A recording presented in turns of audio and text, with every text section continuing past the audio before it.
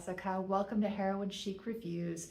Today I'm going to speak to you about my top read of the year so far. It's How Can I Help You by Laura Sims.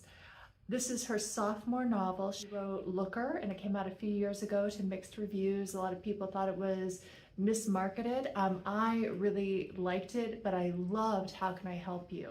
This is a kind of an under-the-radar character study. It takes place in Carlyle, Illinois, in a public library. So if you're a nerdy person like me, this should be right at home for you.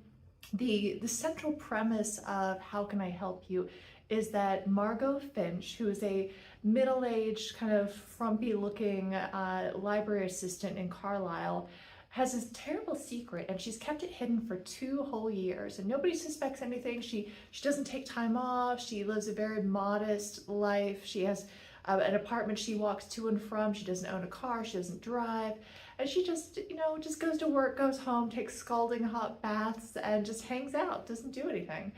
And she's been doing this for 2 years, and walks the wonderfully sophisticated, urbane, highly educated Patricia Delmarco. Patricia's arrival makes Margot reflect on a former friend she had who realized Margot's dirty little secret and kind of led to her going on the run. So she looks at her new colleague Patricia and sees her friend Donna, and this kind of builds into this obsession of sorts, but also this fascination, but this distancing. Meanwhile, Patricia is very frustrated. She has a master's in library sciences with a focus on reference library stuff and wants to see libraries used as a space for equity. She really wants them to be used as a community center of sorts.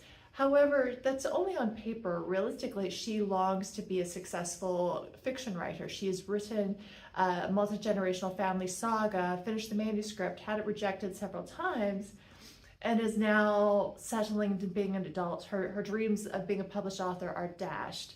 However, when she sees Margot, she gets inspired. And when Margot sees her, she sees her old friend Donna and feels like she can open up. So you have Margot cautiously opening up, and you have Patricia desperate for a muse to reignite that interest in fiction writing. And these 2 women feed off one another, and it is a thing to behold. The chapters alternate points of view. So you start with Margot, and then you go Patricia, back and forth, back and forth. And I will warn you that neither woman is particularly likable. They're both out to exploit the other, and they both believe they're incredibly smart and clever and above it all in some ways. So it's very interesting to see, oh, I said this during the conversation, but I led you on. She was saying this, but I knew what she was really saying, and back and forth, back and forth. It's exceptionally well crafted. I can see that Laura Sims spent a lot of time really thinking about the inner lives of her characters and what she wanted their inner monologues to be, and what they said versus what they meant, what they were holding back, and their individual frustrations and how they feel as though life has shortchanged them. They both lost their mothers at young ages. Patricia, her mother died of cancer. Margot, her mother and stepfather, died in a house fire. And this has led to a lifelong obsession with fire for Margot, and this comes out in very interesting ways, and the cover of the book references this.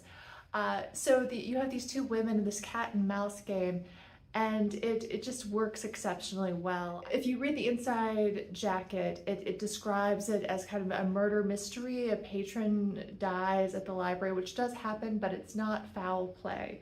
There is another incident which is foul play, and so I want you to avoid being disappointed. So I'm going to say this is much more about Margot and Patricia going at each other and trying to use each other. And I would say, if you really like a good character study, if you like woman versus woman, if you really like that interior deep thought process, this will really appeal to you. It's just a little over 200 pages, very accessible. You could probably read it in a couple sittings. Highly recommend it. I give it 4.25 stars out of 5. It is definitely going to be in my top reads of the year. I really encourage you to seek out Laura Sims' writing in all its forms, but particularly How Can I Help You, her new release. Thank you so much for spending some time with me, and I look forward to chatting with you again. If you feel so inclined, please like, subscribe, comment below. I would love to know if you're familiar with Laura Sims, what your thoughts are on character-driven novels, and just what you're reading at the moment. Until we meet again, take care. Bye.